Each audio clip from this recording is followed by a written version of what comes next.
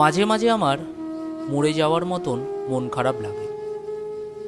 এই যেমন এখন হচ্ছে, চারিপাশে কত মুখ, মানুষ, হইচই, কোলাহল, অথচ আমার মনের ভেতর কি ভীষণ রকম এক মন খারাপের ভার। এমন হলে খুব অসহায় লাগে আমার, কেননা অন্যকে বোঝানোর মতো এই সব মন খারাপের নির্দিষ্ট কোনো কারণ থাকে না। বুকের ভেতর কেবলই দীর্ঘশ্বাসের টান, কেবলই একলা লাগার শূন্যতা। এইসব দীর্ঘশ্বাসের দৈর্ঘ্য কিংবা শূন্যতা তো ব্যাখ্যা করে বোঝানো যায় না। তাহলে কিভাবে বোঝাবো? ঠিক কতখানি মন খারাপ হলে মরে যেতে ইচ্ছা করে মানুষের। আচ্ছা, আপনাদেরও কি এরকম হয় নাকি মরে যাওয়ার মতন মন খারাপের অসুখ কেবলই আকাশের? লেখাটা এখানেই শেষ। এই আকাশের সাথে ওপার বাংলার কবি সালমান হাবিবের কিন্তু অনেক সখ্যতা। তিনি আসলে মনে মনে আকাশ হতে চায়। সেই গল্প কিন্তু অন্য একদিন বলবো। আজকে ওনারই বেশ কিছু বইয়ের সাথে আপনাদের আলাপ পরিচয় করিয়ে দেবো আমি। তো আমার চ্যানেল সুমন হাইতে বা সুমন হাইত ব্লগসের একটা নতুন ভিডিওতে সকলকে ওয়েলকাম। প্রথম যেটা বলবো, ওনার বই আমি কিভাবে পেয়েছিলাম।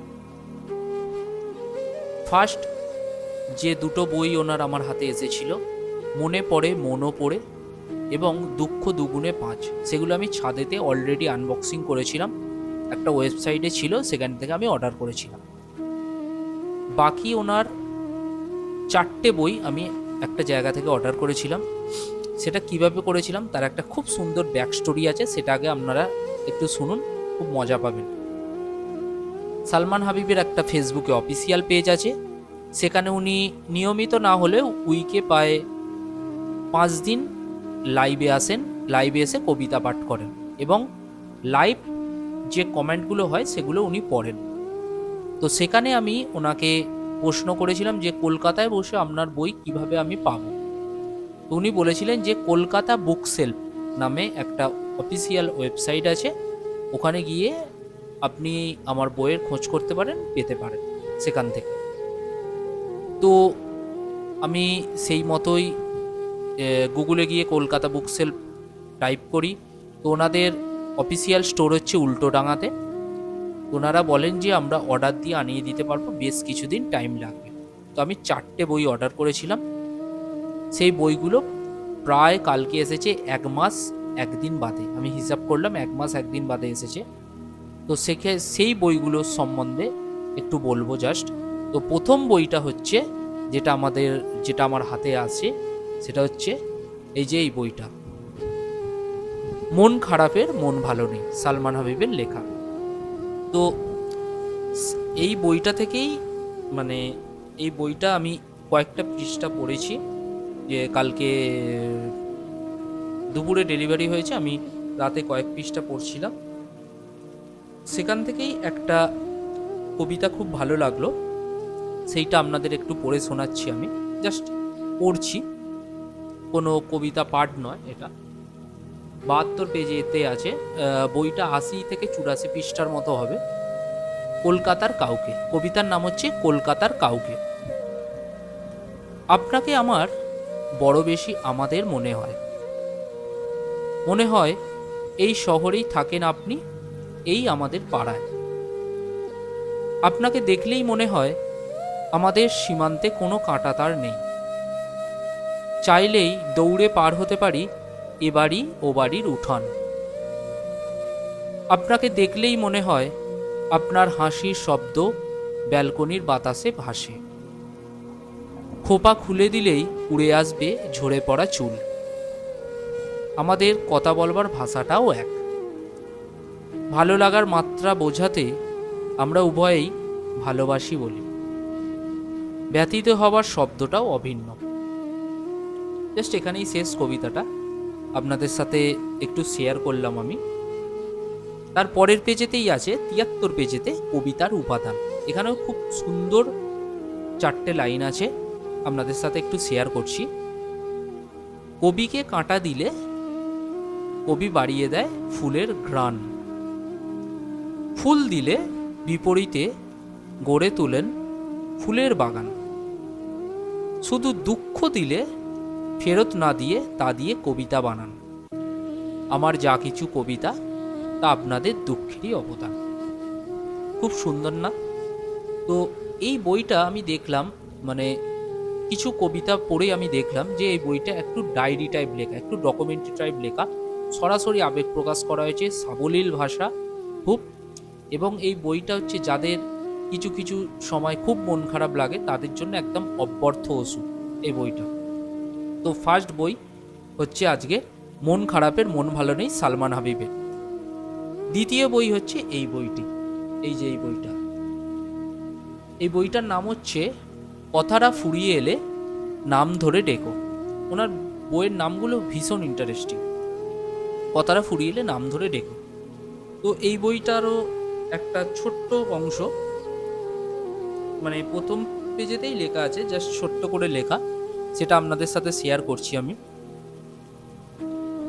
যদি আমাদের সব কথা বলা হয়ে যায়, যদি কখনো আমাদের সব কথা ফুরিয়ে যায়, আমাকে দেওয়া তোমার প্রিয় ডাকনাম, অন্তত সেই নামটুকু মনে রেখো, কথাটা ফুরিয়ে এলে নাম ধরে ডেকো। আর বইটির পেছনে লেখা আছে, আমি চলে যাব তা নিয়ে দুঃখ নেই, দুঃখ হলো আমার না থাকা দিনে আমাকে মনে করিয়ে দেওয়ার মতো আমার কোনো অর্জন নেই। সালমান হাবিব। তো সেকেন্ড বই হচ্ছে আজকের এটা, কথাটা ফুরিয়ে এলে নাম ধরে ডেকো। থার্ড বই হচ্ছে এই বইটা, কবি তার কবিতার। এই যে এই বইটা সালমান হাবিবের লেখা। এই বইটাও আমি উল্টে পাল্টে কিছু দেখছিলাম, 12 পেজে একটা কবিতা আছে, সেই কবিতাটাও একটু আপনাদের সাথে আমি শেয়ার করছি। 12 পেজের কবিতাটার নাম হচ্ছে কেউ না থাকুক আমি আছি। খুব সকালে ভোরের বাতাস ঠান্ডা হলে চাদর নিও, হঠাৎ করে দূরের আকাশ নীল দেখালে ঝাপসা চোখে আদর নিও, রাত দুপুরে কান্না পেলে খবর দিও, কেউ না থাকুক আমি আছি। এই কথাটা মনে করে দুঃখগুলো কবর দিও, সন্ধ্যা হলে ব্যালকনিতে শুকতারাটার খবর নিও, জল জমা ওই স্মৃতির নদে ঢিল পড়লে সময় নিও, শান্ত হবে খানিক পরেই সামলে নিও।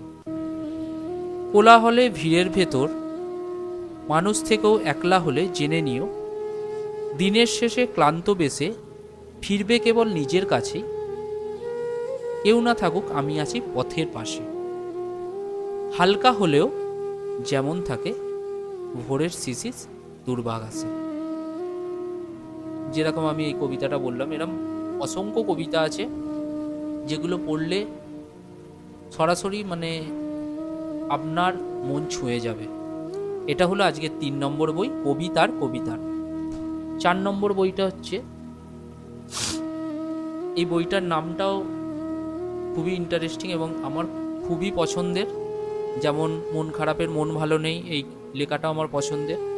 মনে পড়ে মনও পড়ে, আর কথাটা ফুরিয়ে এলে নাম ধরে ডেকো। আর এই লেখাটা হচ্ছে, এই বইটার নাম হচ্ছে আমাকে তুমি ফিরিয়ে নিও ফুরিয়ে যাওয়ার আগে। এই যে বইটা, আমাকে তুমি ফিরিয়ে নিও ফুরিয়ে যাওয়ার আগেই, এই লাইনটা আমার ফেসবুক প্রোফাইল পিকচারে ক্যাপশন দেওয়া আছে। তো এখানেও একটা পিছনে লেখা আছে। এই বইটা মানে এইসব বইগুলো কালকে এসেছে, আমার এখনো পড়া হয়নি। আমি খালি মন খারাপের মন ভালো নেই ওটারই কিছু পৃষ্ঠা পড়েছি, উল্টে পাল্টে একটু দেখছিলাম। এখানে যে 4টে লাইন লেখা আছে, মনে পড়লেই মন পুড়তে থাকে, ডাকলে আবার ফিরবো না, আর বলেও থমকে দাঁড়াই চেনা পথের বাঁকে, আমাকে তুমি ফিরিয়ে নিও ফুরিয়ে যাওয়ার আগে। তো এটা হচ্ছে 4 নম্বর বই। আর এই দুটো বই আমি ছাদেতে অলরেডি আনবক্সিং করেছিলাম, দুঃখ দুগুণে 5। আর এই বইটা হচ্ছে মনে পড়ে মনও পড়ে, এই যে বইটা।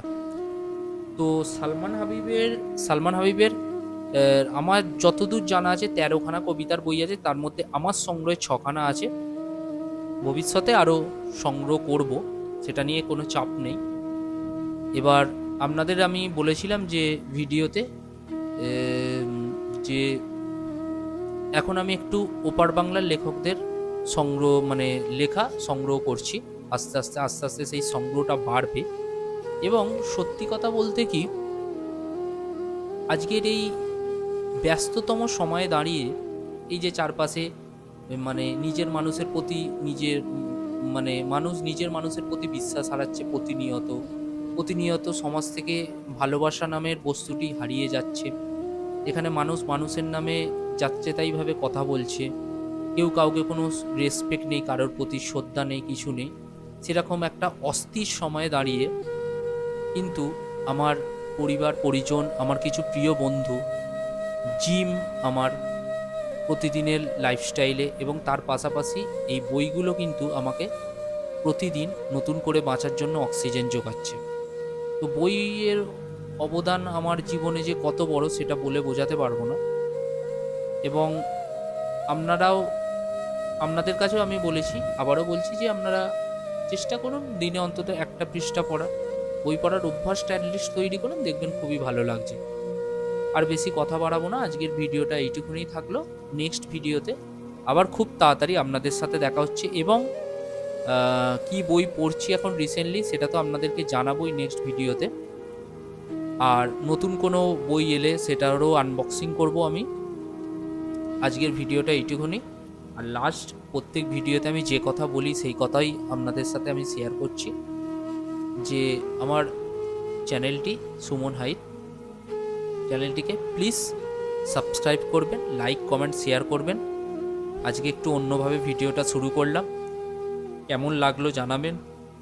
আমার কণ্ঠে জাস্ট একটা র্যান্ডামলি কয়েকটা কবিতা বলে গেলাম, কেমন লাগলো জানাবেন, ভালো লাগলেও জানাবেন, খারাপ লাগলেও জানাবেন কমেন্ট সেকশানে অবশ্যই। সেই আশাতে আমি রইলাম।